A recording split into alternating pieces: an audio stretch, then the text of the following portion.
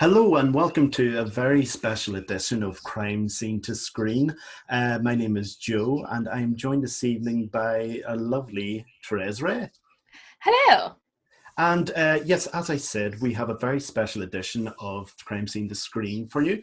In the run up to Halloween, we thought we would look at the 1996 Wes Craven classic Scream and the terrible crimes that influenced the film. So basically, there are two crimes that are sort of linked to the film itself. The first is the Gainesville Ripper, who's a guy called Danny Rollins who went on a killing spree in Gainesville, Florida in the early 90s. And it was this incident that writer of Scream, Kevin Williamson, seen on the news and just inspired him just to jump to his typewriter and write Scream. And there is also the subsequent crime that was actually influenced, well, the murderers claimed they were influenced by Scream, and that was the murder of Casey Joe Stoddart. So I think there's not much else to really say at the minute, except that maybe we should just jump right into it. Yeah, I mean, we're covering two cases today. The Danny Rollins case is quite big. Joe has went into his background quite a bit, which I think for when looking at anyone who's went through a crime spree or serial killers, it's always good to sort of have a basis of where they've came from. And then I'm kind of going to run over the horrific murder of Casey Joe, which happened after the release of Scream and by two horrible human beings. But as Joe says, because we have the two crimes, might as well just get straight in. Let's hop to it. So, firstly, we're going to cover Danny Rollin. Danny Rollin, aka the Gainesville Ripper, is responsible for the murder of 8 people between 1989 and 5 over the course of a few days in 1990. He was born in Shreveport, Louisiana in 1964. He had a very, very troubled childhood, and that predominantly came from his abusive father. His father himself was a cop who had served in the Korean War, and it was a result of serving in that war that led to a lot of PTSD that sort of accentuated and made worse any underlying mental illnesses he had. So as he grew up, he was constantly abused, and he was told he was worthless and that he was an accident. So all of that was weighing down on him as a child. His only escape was by playing music, which would sort of play into his trial, but we'll get to that later. I wish we didn't have to discuss that part, but we definitely will have to. Yeah, unfortunately, it's just, you know what, his music's just basically, just to get out of the way, it's shite bag country. We'll get to it when we get to it, but yeah, he is a piece of shit, so frig him anyway.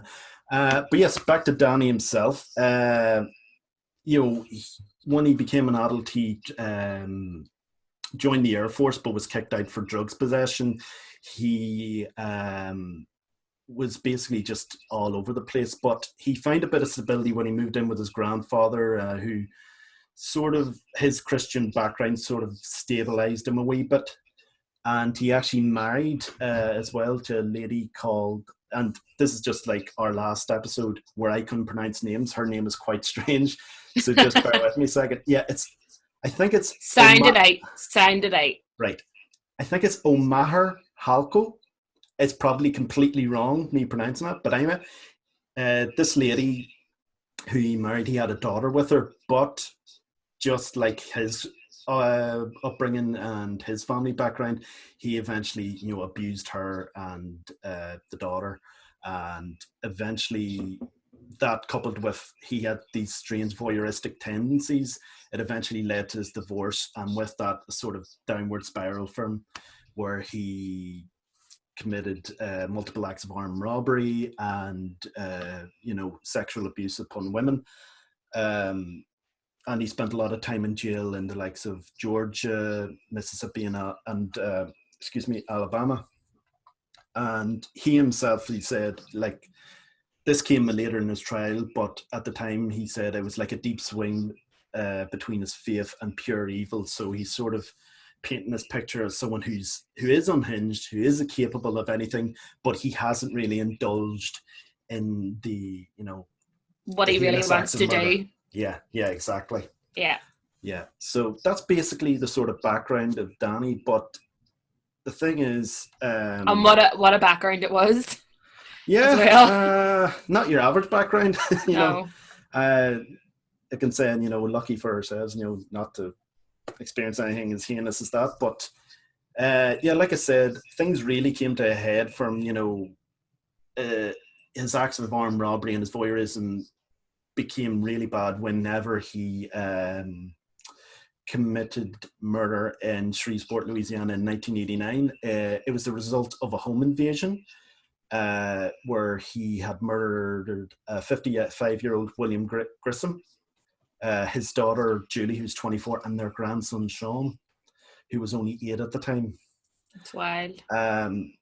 I should have actually said this a bit earlier, but there is a bit of a trigger warning with this episode, just given the nature of the crimes and just conveying how brutal and sadistic this man was. So this is sort of the beginning of that. So just be warned.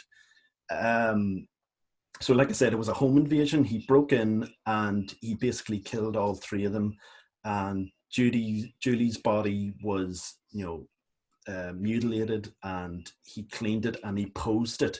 And this would come into play with his crimes, which would take place, the majority of his crimes, which take place a year later in Gainesville. But prior to that as well, it was interesting. He got in a heated argument with his father, and it resulted in him shooting him twice, Right. Once in the stomach and once in the head. But it didn't kill his father. Like, his father didn't die from that. He lost an eye and an ear as a result. But that's not even the strangest thing. The strangest thing is he didn't even, go to the police about it. Prosecute or anything? Yeah, exactly. He didn't prosecute or anything like that. So it was just a case of he washed his hands of him. I think it was just that whole weird sort of pride to him. Relationship they had, maybe? Yeah, that too, yeah. Yeah, it's the weird dynamic they had growing up, and he was just too proud to admit, like, oh, my son got the better of me. Yeah. Even though it cost him an eye and an ear, but that's just the twisted, warped logic of him. But like I said, everything came to a head in August of 1990 in Gainesville in Florida, when he engaged in acts of complete barbarism and murder, when he took the lives of 5 students in the Gainesville area. The first of which took place on Friday, August 21st, in the early hours in the morning. He broke in the apartment of 2 17-year-old girls. Their names were Sonia Larson and Christina Powell. Now, when he initially broke in, Powell was asleep on the sofa downstairs. And after standing over for a wee bit of time, he sort of just decided to explore upstairs.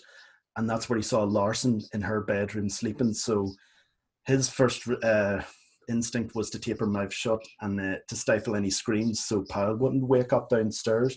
And that's when he stabbed her to death. But she did try and fight him off, but unfortunately he was just too strong for her, and she succumbed to the stab wounds. And then he went back downstairs and he taped Powell's mouth shut and put her on her stomach, and he raped and stabbed her, cutting off her clothes. And before leaving, he put the bodies in a strange sort of pose that were sort of sexually provocative, a bit like he had in the earlier case with Julie Grisham. The younger girl, yeah. Yeah, it all stems from that weird voyeuristic sort of thing he had when he was younger and continued to have. But the weirdest thing is he took a shower before leaving the apartment. Yeah. So it's not a case of, in and out, He took his time. He posed the bodies out. It was a very, very strange case. His spree then continued the next day when he broke into the apartment of an 18-year-old, Krista Hoyt. He pried open her sliding door with a knife and a screwdriver, and that's actually important to come into play in how he eventually got caught. So once he broke in, this is the creepiest part. I think this is the creepiest of all of the murders he committed. He waited in her living room for her to come back. Oh, yeah.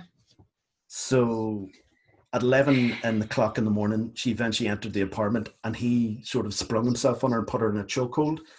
And again, like the other cases, he stabbed her with her mouth shut and her wrists bound, and he raped her as well, just like in the case of the Christina Powell. But the thing about this particular murder, it's the thing with Krista Hoyt, she reminded him of his ex-wife, so that resulted in the most brutal of the murders of. There was an escalation there. Yeah, he actually decapitated her, and he placed her head on like a mantelpiece in front of the bed, so as if the head was looking at the body, as he, with the other murders, posed it. Yeah, posed it. I hate using that word, and I hate describing it as that, but it is the crime, and again, it's just one of those things. It's the word that's like, I would agree with you in the sense that pose.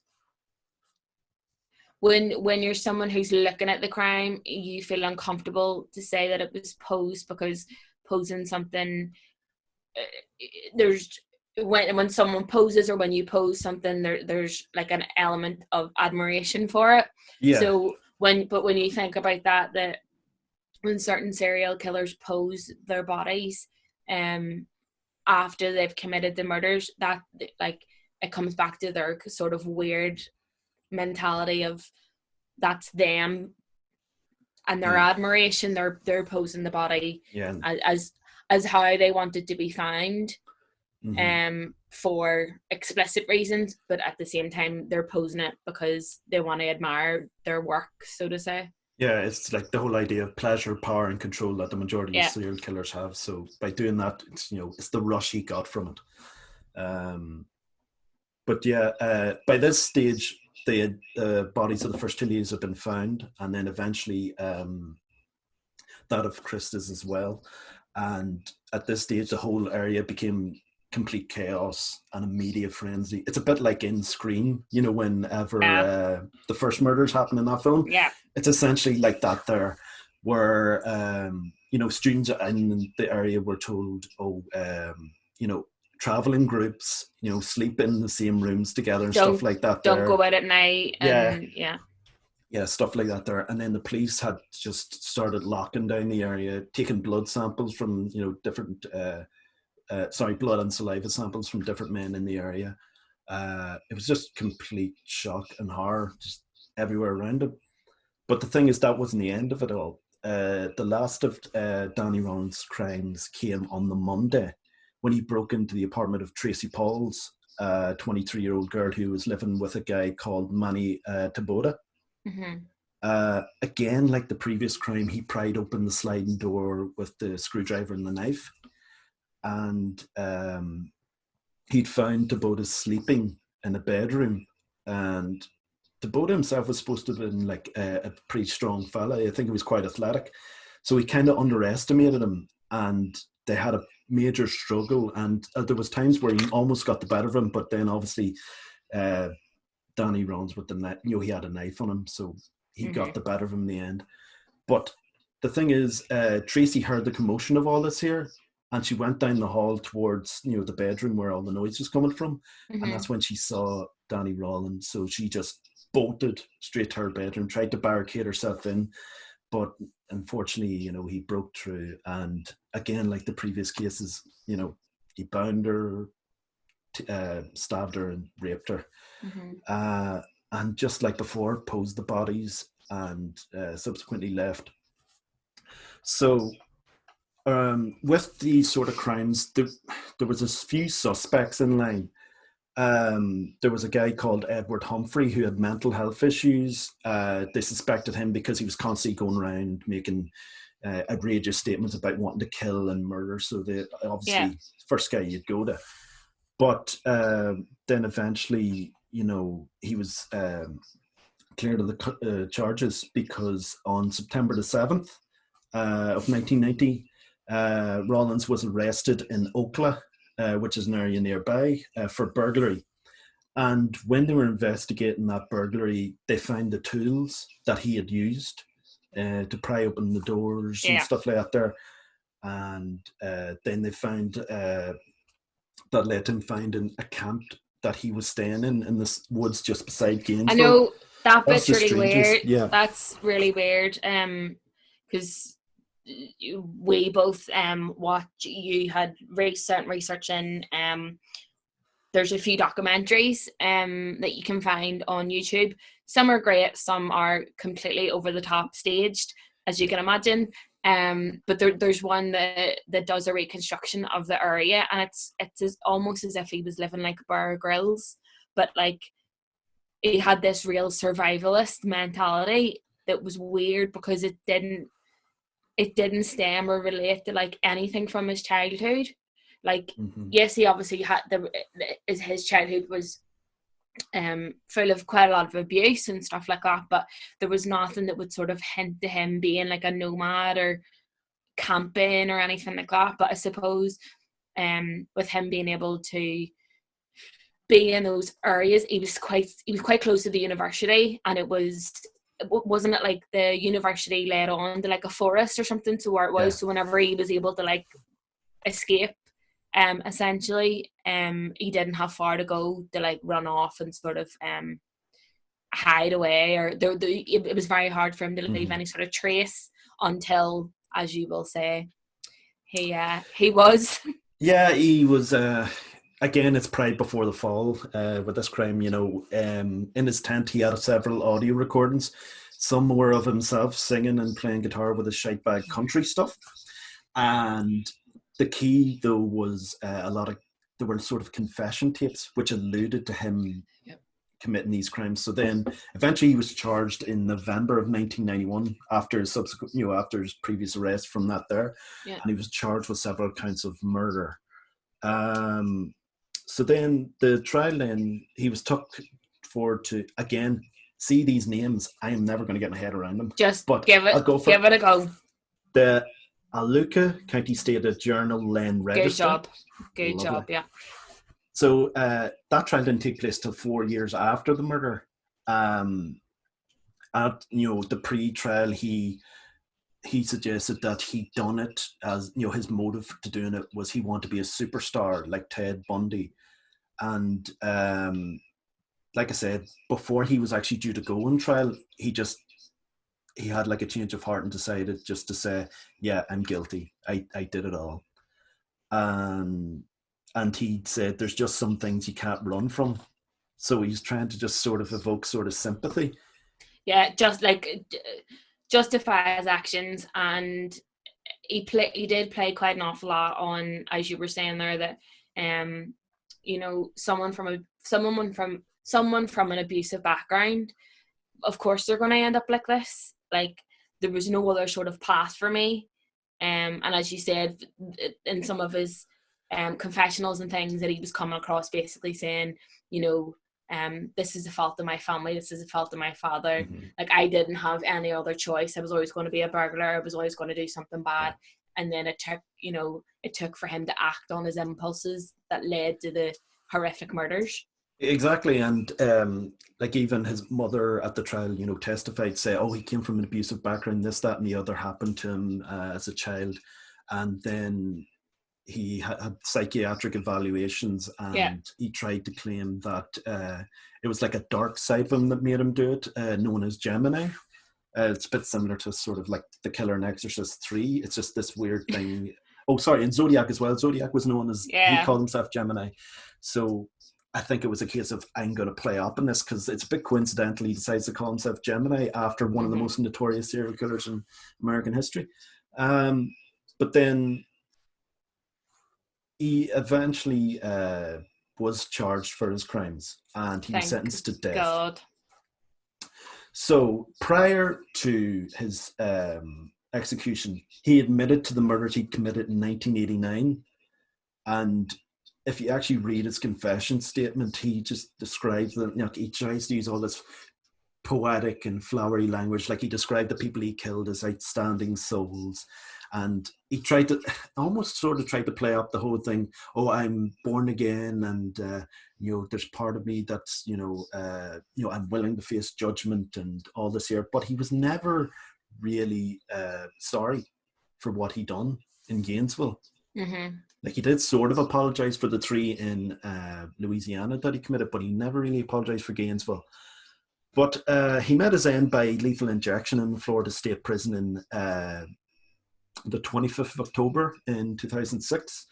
It's nearly the anniversary. Oh, aye. 2 days away. There you go. We'll celebrate. Aye.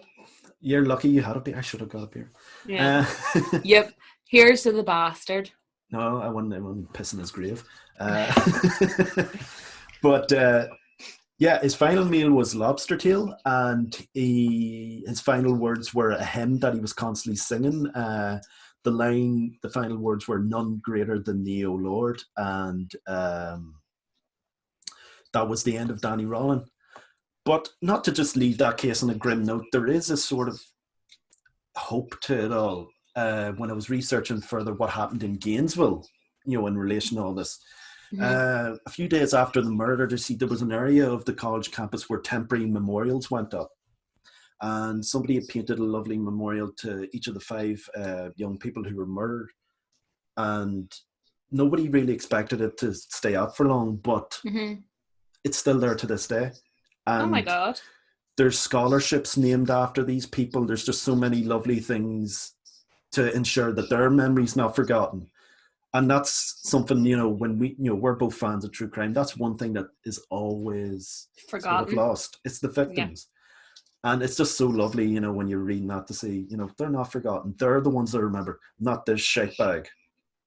It's the people. And so that's it, really. That was the case of Danny Rollin. And whenever we talk about Scream, I can talk more about how, that had sort of led the into inspiration. The film. Yeah. Mm-hmm. But I think I'm going to hand things over to you now, Thérèse, I think one thing we do have to talk about, though, just before we go, because we alluded to it earlier, was his horrific country bumpkin singing.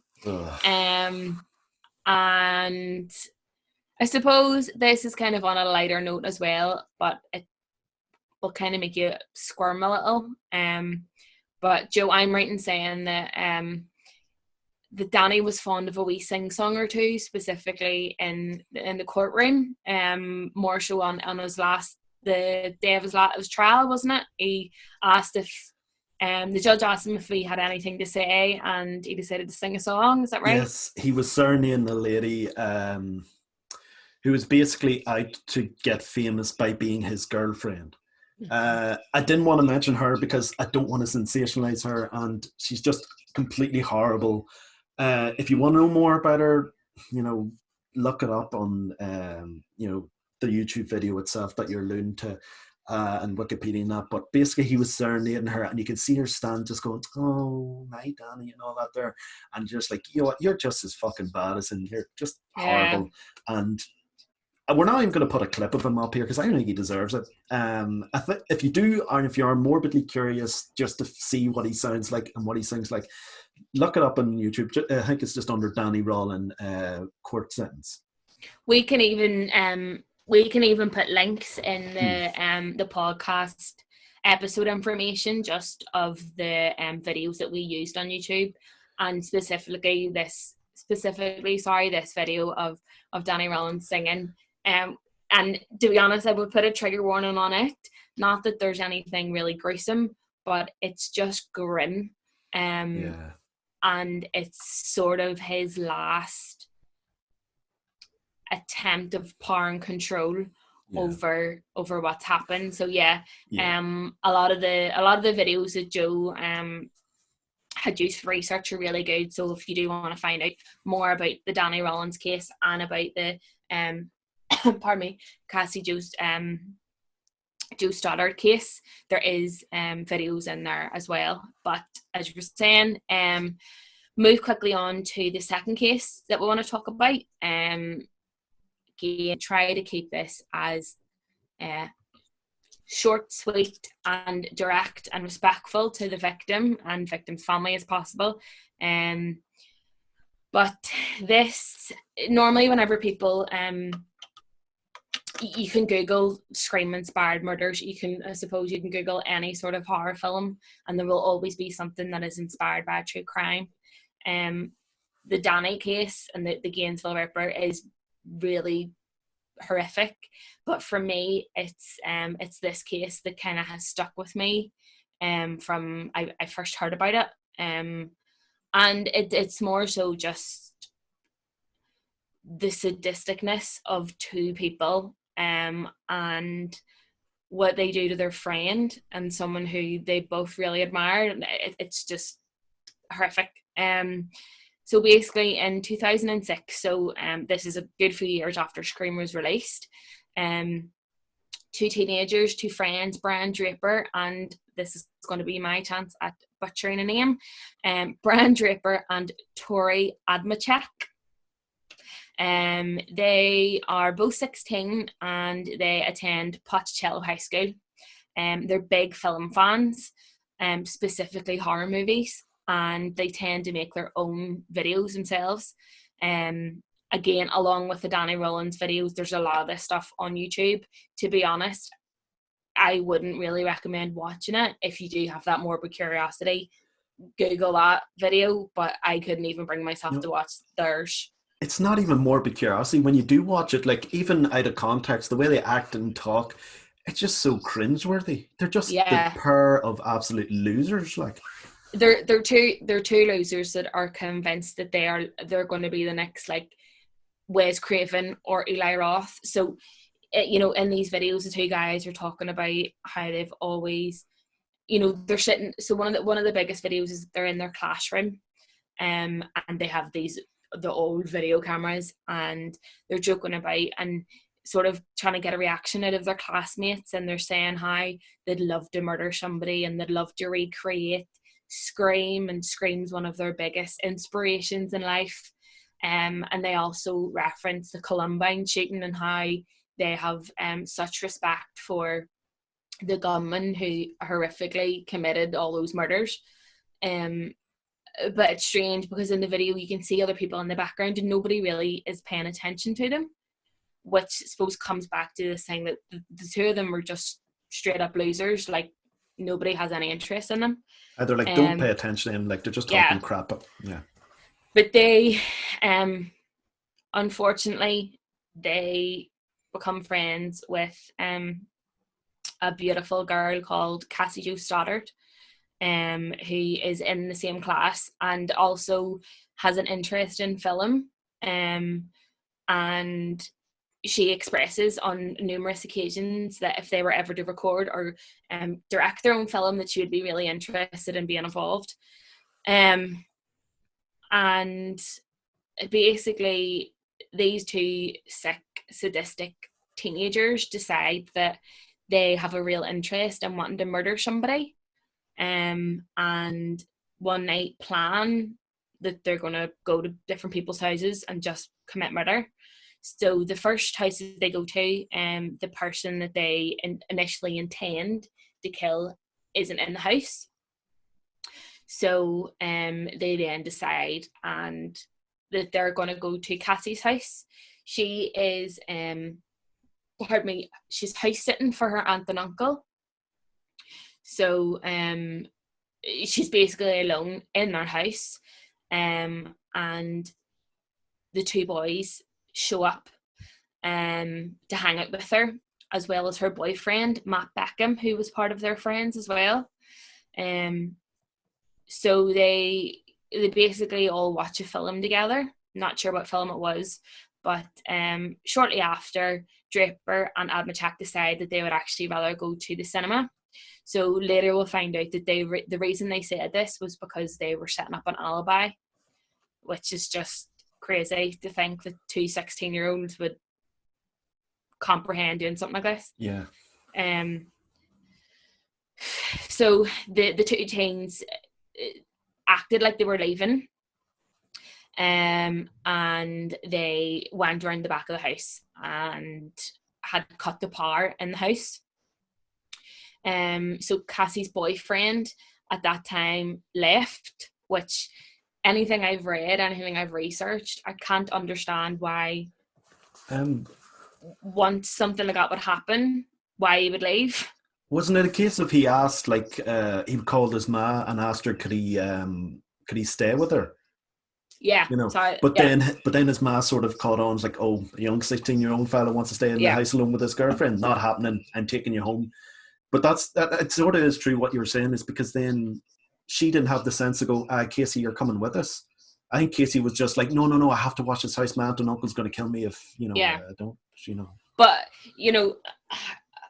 again, I'm the type of person that thinks that everybody else is like me. But if that had happened to me, first of all, you're 16, you're both home alone in a massive house. From anything I've read, and all of the power goes out. Like, as you said, I'd be like, Cassie, you're coming to my house, or alternatively, I'd be like, Mum, the powers went out. I can't leave her yet. I'll not stay. So, I suppose it's one of those woulda, shoulda, coulda situations. But yeah. unfortunately, Matt leaves, and Cassie's on her own. And this is when Bran and Tori then return. They basically break into the house, and they re-entered wearing masks. Cassie at this point had managed to turn the power on again, so she had some sort of normality back. But once the two had re-entered in the house, they cut the power.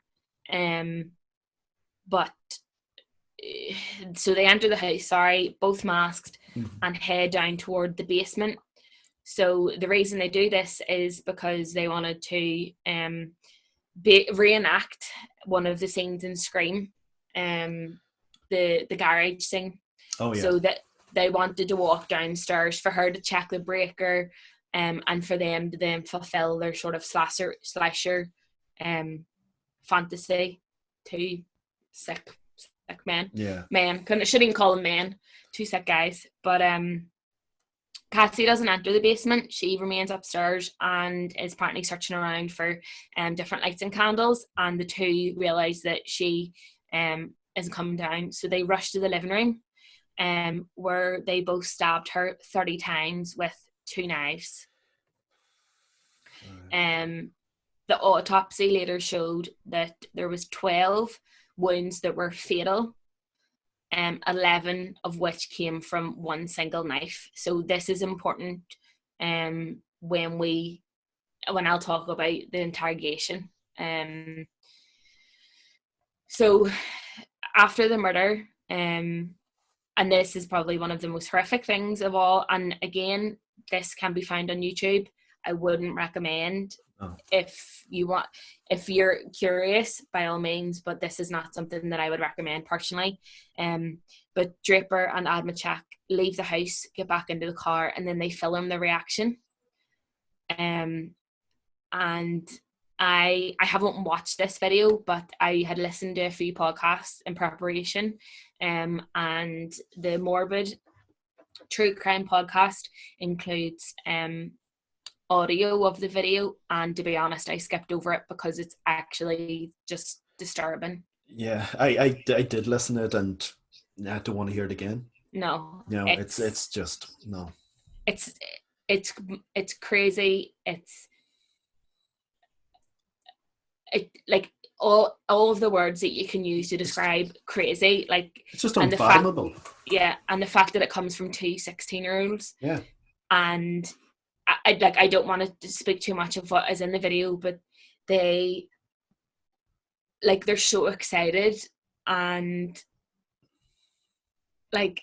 so I copied over a few of the lines from the video just to sort of give you a bit of an idea.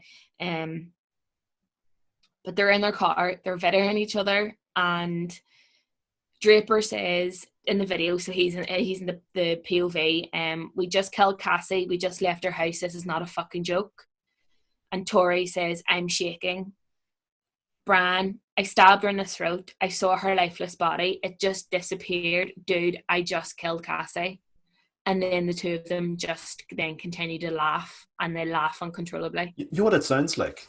It sounds like they've just committed a prank in the principal's house or Yeah, something like that, and they're just sort of have that rush, like you were saying, and they're just proud of what they've done in a and weird, twisted proud way. and just can't believe what they've done, and like their voices are shaky as well, so they're full of adrenaline, and it's this like rush that the two of them have, and it's like neither one of them are like, you know, oh, we just killed Cassie. Like they are elated, like they're delighted of what they've just done. Zero remorse, like none whatsoever. Nothing.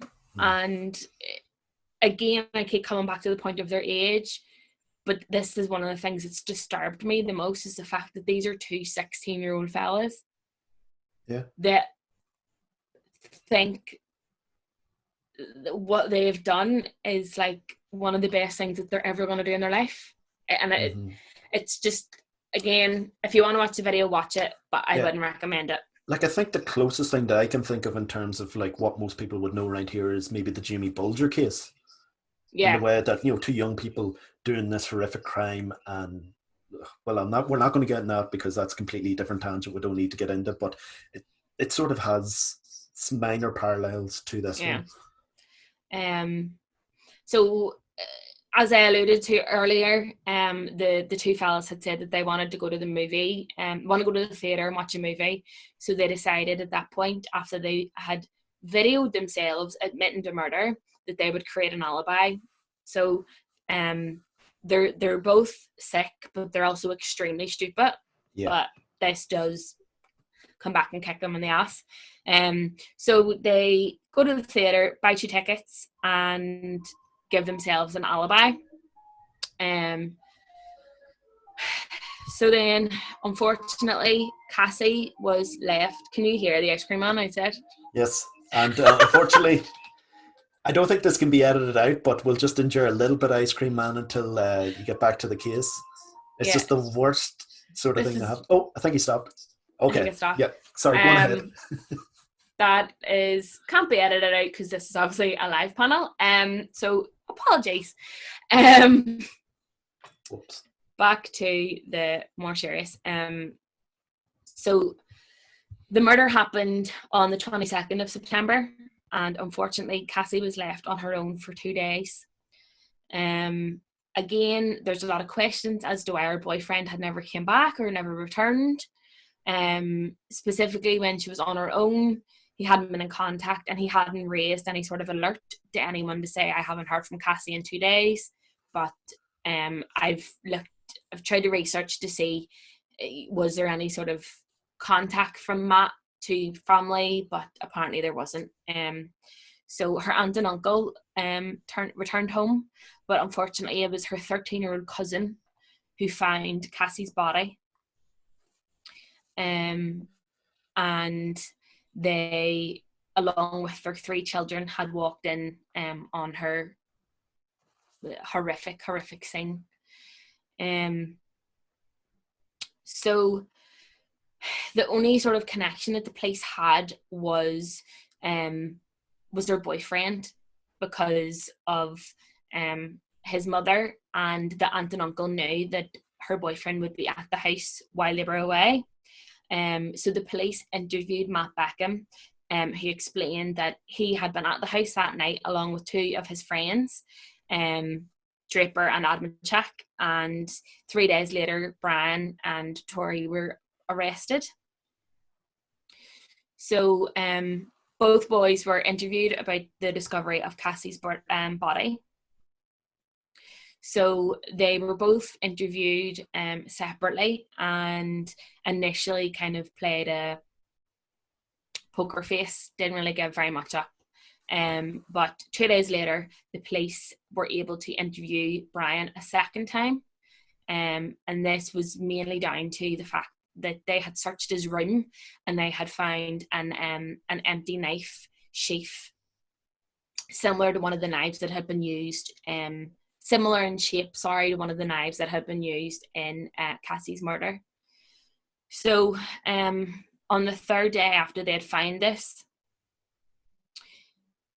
Brian and Tori initially say that they had went back to Cassie's house because they wanted to scare her. and that was all they wanted to do initially. So that's why they had the masks and the knives. But then it was Tori who was the one that decided to stab her. Brian was the one who then led the police to the clothes that they had used, the weapons, and the masks that they had used during the murder as well. So Brian basically gave the two of them up. Yeah. A few days later, they were formally arrested for the murder, and Brian continued to maintain that Tori had coerced him into murdering Cassie Jo. But as I had alluded to earlier, and specifically with the lines in the video, it was very clear that Brian was not coerced at all. And it actually turned out that those 11 stab wounds came directly from Brian. So, you know, if you're going to do the crime, don't admit it on video, and Exactly. don't be found out to having such brutality, and then try and pin it on someone else. But that's the thing. This whole like investigation and everything just showed them the true character of both of them. The fact that, you know, one of them turned on the other one and said, "Oh, we kind of both were there, but I didn't do it. It was all, you know, the other guy. He did most of the stabbing. I didn't do anything. I was trying to get him to stop. You know, all that kind of nonsense." And it just showed them for the cowards that they actually were. Yeah, and I mean, again, it comes back to the fact that they videoed before discussing that this is what they were going to do, directly after, and then in the video directly after, they both admitted that that's what they'd done. And to think that they would never be found is just, it's just stupid behaviour. Yeah, it's their ego. It's their ego more than anything. And one of the kind of crazy things as well is that Brian and Tori admitted to the murder, but they never actually admitted to why they murdered her. They never gave the police or even Cassie's family any reason as to why they did it. And even to this day, they've never really gave a reason, which in my mind means that they've never, there's no remorse, that they don't care what they did. It's a bit like, sorry, I didn't mean to cut you in. I was just saying, in that way, you know, they're kind of like Danny Rollins in that sense, that like, they had no motive as such, but, you know, they just felt it was their ego that propelled them more than anything, and that, you know, they wanted to be, you know, the ultimate serial killer, you know, better than Bundy, better than Zodiac, and that not really a motive as such, it's just ego driven. And looking to these people as idols. Like, I don't know if anybody else here has ever watched Bailey Sarian's videos. She does makeup and murder on YouTube, and one of her big things is that people need to pick better idols. And the fact that both Danny Rollins and these two boys idolized Zodiac and Ted Bundy, I mean, there wasn't much going for them, really. Yeah. They weren't going to allude to much. Like, I know we talk about the likes of these people a lot, but it's out of fascination. It's not idolization, you know? No. I'm glad that the strong majority of the people that we talk about are either dead and gone or locked up for life, because I'm fascinated, but especially these two, I'm glad that these two are off the face of the earth. It's two less scumbags that we'll have to deal with. But the thing is, the scariest thing about them is they could have been anyone in your classroom in secondary school. Yeah. Like some weird, like, loner and outsider who had like a fascination with films. Oh God, I've just implicated myself. No, I was just thinking, like the first episode again. Oh, the head injury. Oh, okay. I was like, yeah, that kind of sounds like me. But back to the. No, we're coming toward the end anyway. I really don't want to talk too much more about these two sickos, but it's kind of alluding back as to what I said with Danny, talking about his ego and who he idolized. So the day before the murder, during the trial, they included the videos that both boys had taken of themselves. And the day before is when they recorded, basically admitting that their dream was to murder somebody and this is what they wanted to do. And one of their lines, it's not sure if it's Brian or Tori that says it, but they wanted to be just like Scream, except real life terms. and then they compared themselves to Ted Bundy and the Zodiac, but they're amateurs in his eyes, and this was Tory that said it, a 16-year-old boy. So the prosecution kind of came out in the end and surmised that the two boys just wanted to achieve fame in the same manner as the Columbine killers, which would allude back to the fact that they videoed everything. The videos indicated that they wanted to commit multiple murders, and if they hadn't been caught, they would have more than likely committed multiple murders. They also, during the trial, as the defence had tried to go down the insanity route, but after a psychological evaluation, it indicated that both teens were of sound mind when they decided that they wanted to execute the murder of one of their best friends. The two are both, thankfully, in prison. Unfortunately, there's been different sort of rulings over the years about how minors are prosecuted as either adults or as teens. So I believe that both were prosecuted as adults, but in 2016 the US Supreme Court had ruled it unconstitutional for a minor to receive a sentence of life without parole. So this meant that both Tori and Brian could be possible for parole.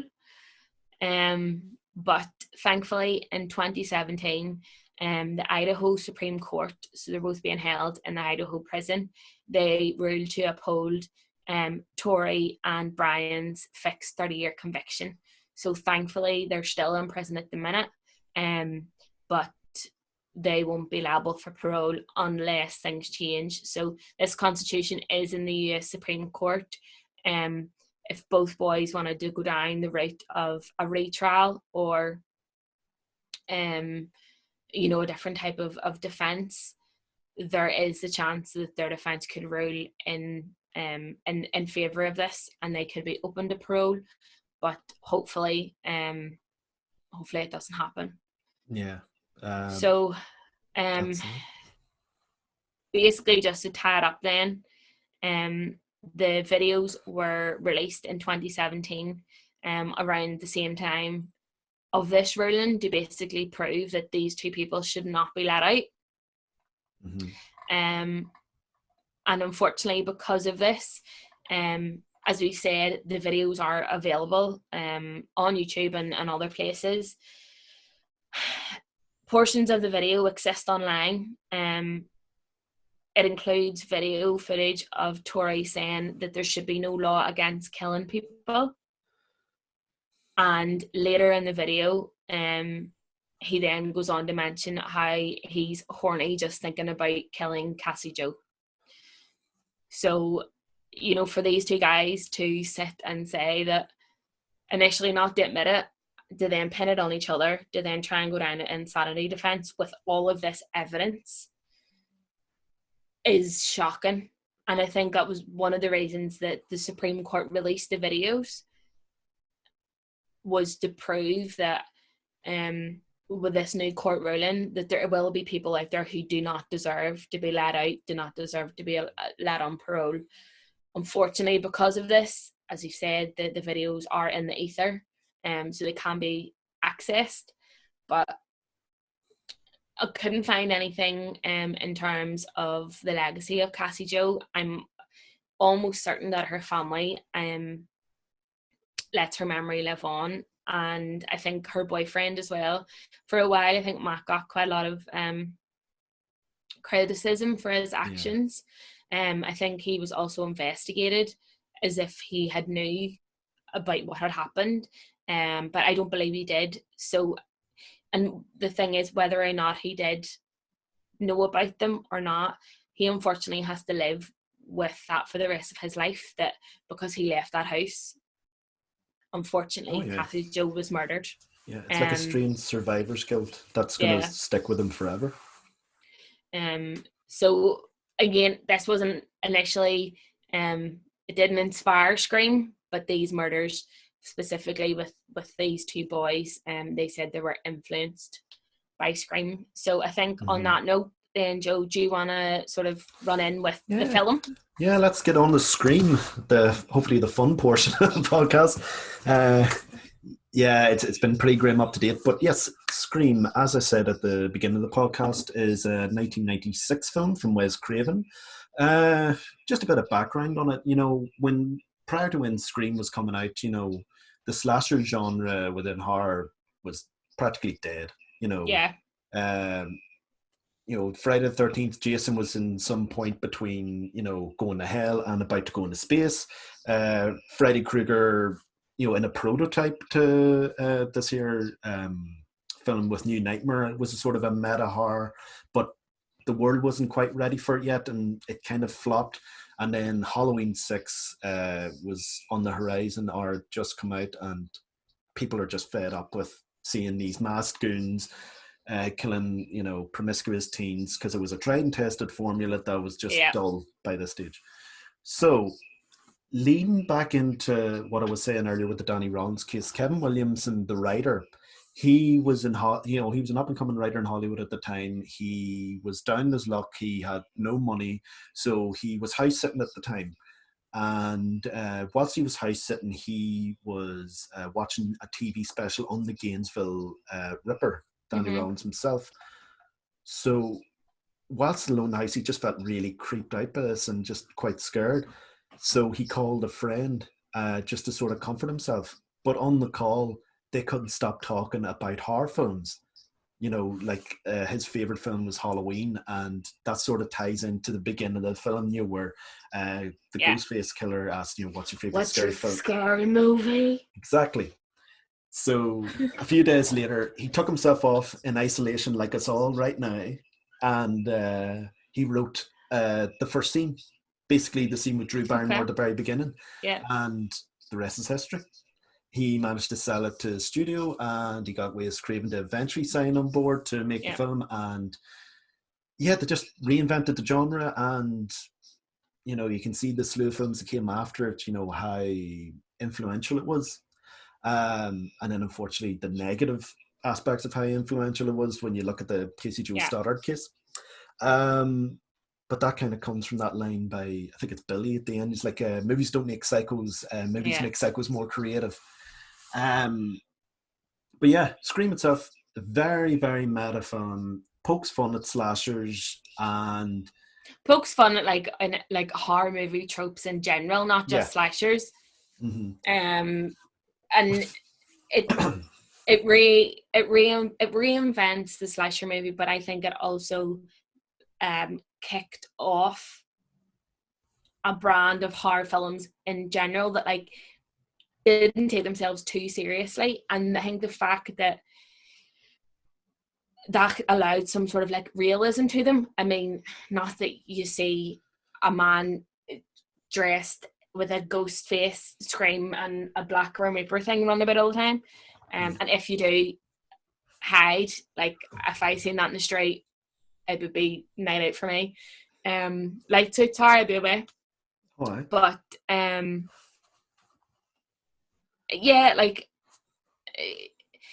it's had, like everything else, it's had its sequels, third films, its fourth. We're going to get a fifth one next year. Oh, it's shooting at the minute. Yeah, I'm holding out for it to be actually good. Well, it's the Ready or Not guys that are doing it, so if anyone's going to take up the mantle from Wes Craven, why not them? Because Ready or Not's just fantastic. But yeah, so I mean, if anybody hasn't seen Scream, where have you been? Where have you been? Why are you listening and watching a podcast about Scream? Yeah. But in short, it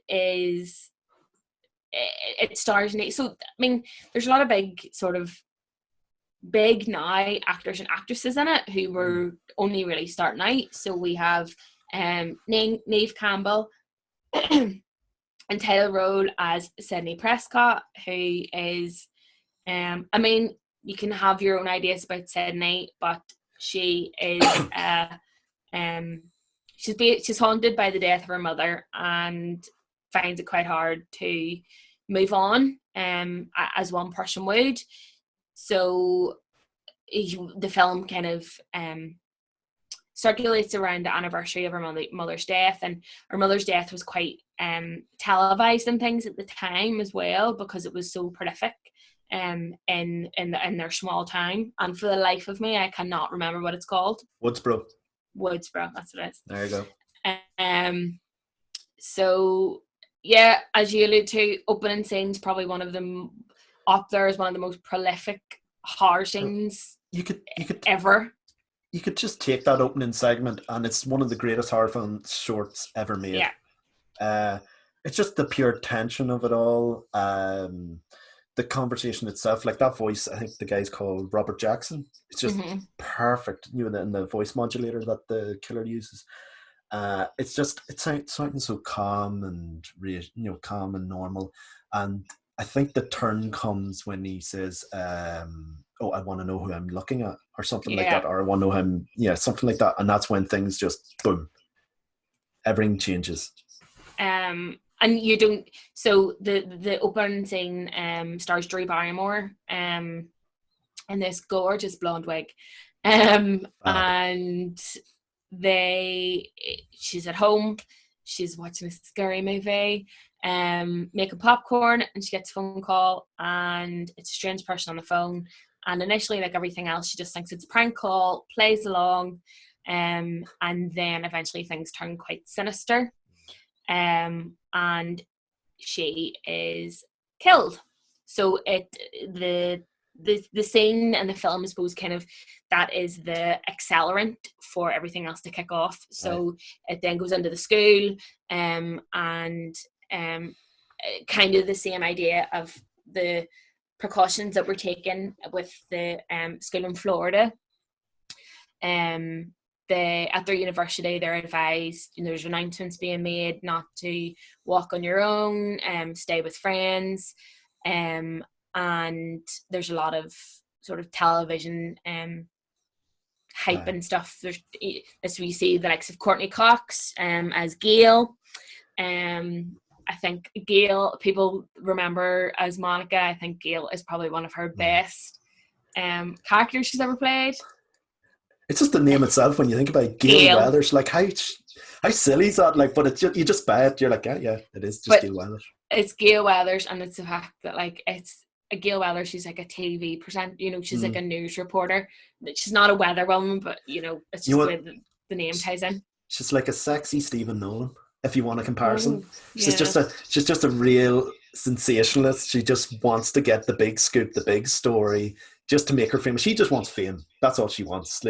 Like she's writing a book about Sydney's mother, and there's a lot of liberties taken with that as well. And she just where Stephen Nolan would sort of like chase you in public. She seduces Dewey just to get more information about the case and the killer and that, and he's just as a big lovable loser, like, and he's just like, oh, okay, Gail, I watched you on TV when I was younger and all this here. Dewey is Sydney's brother, isn't that right? Oh no, it's Rose McGowan's brother. Rose McGowan's brother. What's her name? Who is Sydney's best friend. Hate him. Yeah. So yeah, I mean, again, coming back to the people, so we've got Henry Winkler's in it. The Fonz gets filleted. The Fonz bit is really sad. Neve Campbell, we have, and this is, God forgive me, but I think this is a terrible name. We've got Skeet Ulrich, which you'll notice from a lot of 90s movies, but he is also in Riverdale. And then we've got Shaggy from Scooby-Doo, because I'm not giving him his real name. Matthew that's Lillard. All he is. It's Matthew Lillard. He's Shaggy from Scooby-Doo. If you ever looked at a cartoon and then imagined an actor, it's just him. As awful as that film is, he's just perfect. Absolutely. And then there's just different familiar faces pop up from 90s movies, and both horror and sort of comedy as well. So yeah, the story just kind of follows them. They are a group of friends, and they're all kind of the idea of who really cares about Ghostface killer doesn't exist, blah blah blah, and they decide to throw a party, which is a terrible idea. And while they're at the party, then Ghostface comes along and wreaks havoc, and we have that great scene with the guy who, like us, is obsessed with films, and he sort of gives a rundown of the horror tropes. So they're all sitting in the living room, and the rules that not only are used in all of the films, but they've also been used in other horror films, and not so much in a sense of like taking the piss out of Scream, but they've done it as like a homage. So stay averted, so you have to remain. One's, you can't have sex. Can't have sex, yeah. 2, no drinking or drugs. Yeah. And 3, never say I'll be right back, because you won't be back. And of course, Stu takes the piss out and goes, I'll be right back. And yeah, all 3 of those things happen in the movie, and absolutely. they all cause the same sort of problems. They have the knock on. I don't really know whether or not I don't think so if there is people who haven't seen Scream, we'll not give things away. But I'd say the film has probably one of the best twists that you've ever seen in a horror movie. Well, I know. I think it's fair we can give stuff away because, it's been out since 1996. It's such an iconic film. Anyone worth their grain of salt in terms of being a film or a horror fan should have seen Scream or know about Scream. Yeah. So the twist, tell us more about the twist. Come on, Thérèse. Well, I suppose the twist, so Skeet Ulrich is, his character's Billy, and he is Sydney's boyfriend. So throughout the film, there is sort of hints as to Billy's sort of agenda. He always disappears just before the killer arrives.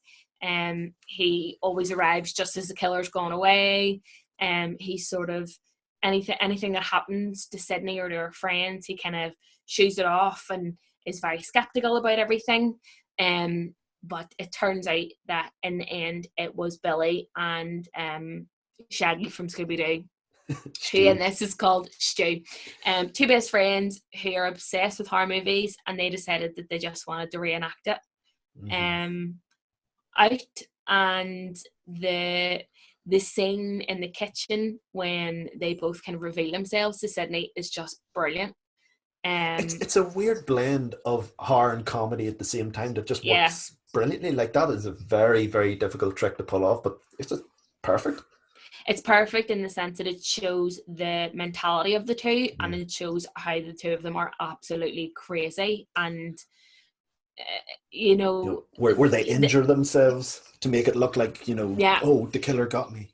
They, so in the scene, it's Sydney, Gail is locked in a cupboard, and because eventually Gail is one of the good guys, but Sydney's in the kitchen and she finds out that it's been Billy and Stu all along, and the 2 guys go into this like an incredible monologue.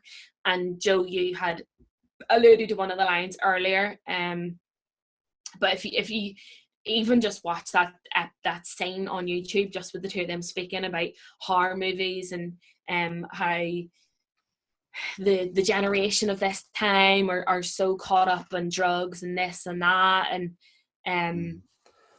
then, as you said, when they go down the route of injuring themselves, so they have this grand finale that they want to finish at the end, and they want to kill Sydney, but they want to pin it on somebody else, so they're going to look like they're going to be 2 heroes, and they're going to injure themselves, and they're going to say that they were the ones that like got away with it in the end. They're trying to frame her father, who they have locked up.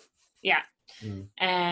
Which has been the plan all along. So Sydney Prescott basically kicks some absolute ass, and is the badass bitch that she is, and she's up there as one of the best scream queens. And yeah, the two of them get their comeuppance, basically. Yeah, like just touching on that scene, it has one of the best ad libs in the film history. It's when Sydney is like hiding his ghost face, and she has the voice modulator as well. And she's like, "Oh, Stews, what's your motive?" And he, at this point, he's been stabbed multiple times by Billy, and he's dying. And then she just describes on the phone. It's like, "Did you really?" He's like, "Did you really call the cops?" And she's like, "Yeah." And then he's like, "My parents are going to be so mad at me."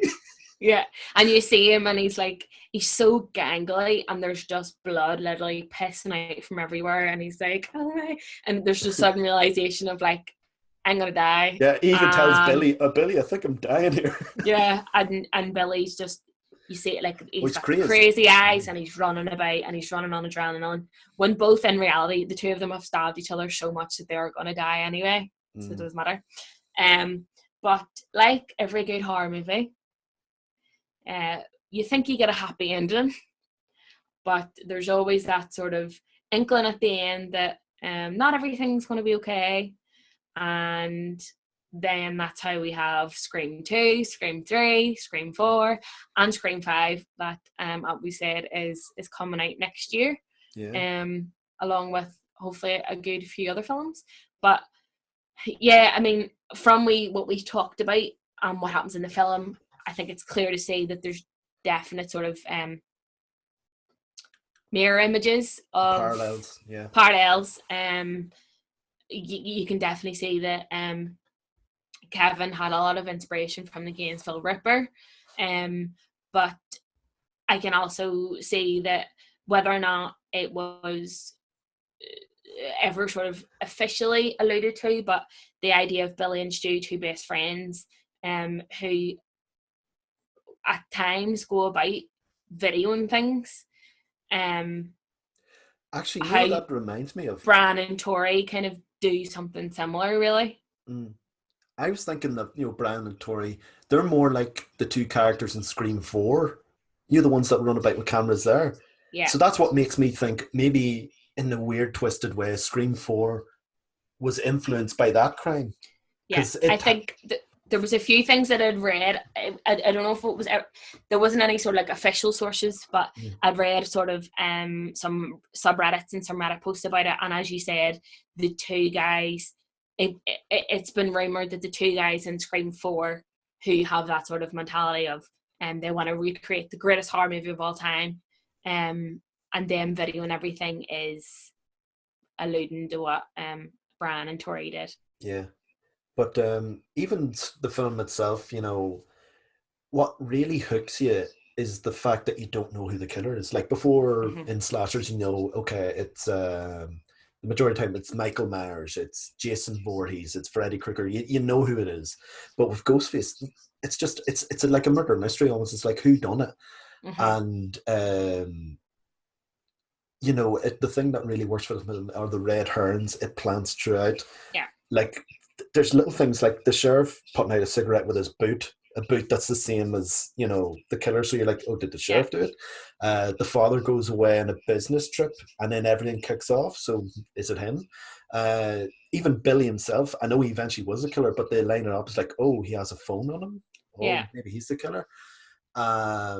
Even the principal, because when he catches the two students who are messing about in the hallway and he expels them for dressing up as Ghostface, he's got scissors and it's the weirdest like sound effects. It's like a knife, just like he's like shaking it around these scissors to them, and you're just like, there's something not quite right with this like principal of a high school.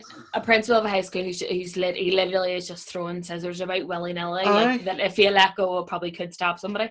That continues through all the films as well, which I think people have different opinions about 2, 3, and 4. But that's definitely one thing that always holds true, that there's always the red herrings and the sort of idea of, God, Ghostface could be literally anybody, like you don't know. Yeah.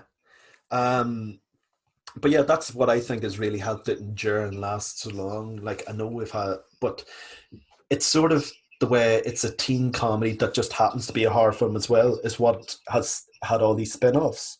Yeah. We've had I Know What You Did Last Summer, Urban Legend, there's countless films that just took that idea and copied it. Even the Halloween series took the idea of Scream and reinvented it with H2O. Yeah. And I think even Kevin Williamson was involved in writing that. But I think the key to it is the dialogue. It's sort of like Tarantino for teens. Yeah. The way that would speak to each other is all in references to films and stuff like that. Cult references and kind of punchy attitude type of thing. And at the time the film was released in the 90s, it was like a big thing to behave that way. And it sort of caused its own sort of spiral of people were dressing like Sydney, people were dressing like Tatum. There was somewhat positives for what the film influenced, but as we have talked about, there was some negatives there. I suppose one of the last things just to say is that if you haven't seen them, as I said, there's Scream 1 to 4, and there's also Scream the TV show, which I think is on Netflix for 2 series, which is actually pretty good. It is sort of it has the premise of Scream, but kind of takes it from a totally different storyline. And the first series, as far as I'm aware, was produced by produced by Wes Craven. So we have that influence there. And I think there's another TV show on Netflix called Slasher, possibly, which it doesn't relate to Scream at all, but the main killer, say villain in it basically looks like Scream. So you can see that it sort of had influences throughout. But yeah, I mean, if you haven't seen Scream, as we said, what have you been doing? Exactly. And it's perfect time with Halloween coming up. And I suppose just mainly to always keep the memory of the victims of the Gainesville Ripper alive as well. Scream is a great film, but there is a horrific background story to it. And while Danny Rowland while he is remembered, the victims should be remembered as well. And it's the same with Cassie Jo Stoddard as well. There is plenty online for both of these grim murders, and as we said, there's YouTube videos that we can get linked into the episode commentary, and there's a lot of podcasts and stuff that me and Joe have both listened to that cover the stories both respectively. But I think that's really all from us. Have you got anything else you want to cover, Joe? No, it's just I would just find it interesting rewatching Scream after reading about these cases. It sort of gives you a different perspective on things. And as it is like a funny film, and it's really entertaining. But the image of like sort of Danny Rollins and even Casey Jo Stoddard case, like the house at the end where like a load of murders happen in Scream. Yeah, that's the house I pictured in my head that Casey was similar. House, and so it's like you said, it is something. It's in all cases, it's highly important that you remember the victims more than the scumbags who committed the crimes, and more, and it's just as true when it comes to both the victims of the Gainesville Ripper and the Casey Jo Stoddard's case. So that's pretty much everything. I think we've covered it all with Scream. So do you want to do the honours and give us the lovely plugs? Yeah, so if you have enjoyed this episode or previous episode and any other of the episodes of the Banterflix podcast, you can follow us on all normal socials. So we're on Facebook, Instagram, Twitter. We also have a Patreon with different levels of a membership that you can apply to. It's all on the Banterflix website. This was part of the Dark Hedges Festival that has been running from the 24th of October onward. So we were just fortunate to be one of the events, and you can also find any of the other events and any of the other live sort of streams and panels that are going to be up over the week. They're all on the Banterflix website, and you can also find that on Facebook as well. That's really it from me. Thanks for your research, Joe, for looking into it, for your help with the YouTube videos, and for forever scarring my memory of Danny Rollins singing in court. Shitebag cowboy strikes again. Shitebag cowboy, yeah. But no, thank you, Thérèse. Again, it's the same reason. All your wonderful research in the Casey Joe Stoddard case, and all you've brought to the table when it comes to Scream and even Danny Rollins himself. So thank you, and thank you more than anything to anyone who's been watching. So thank you for. Yeah. I hope you enjoyed it. And suppose one last thing, if anybody has any recommendations for the next sort of film and or true crime that we can cover, please message into the Twitter or the Facebook. Otherwise, me and Joe are just going to continue doing the ones that we want to do. Just going to pick them. You might not necessarily like that. So, yeah, thanks for your time, guys. Bye. Bye.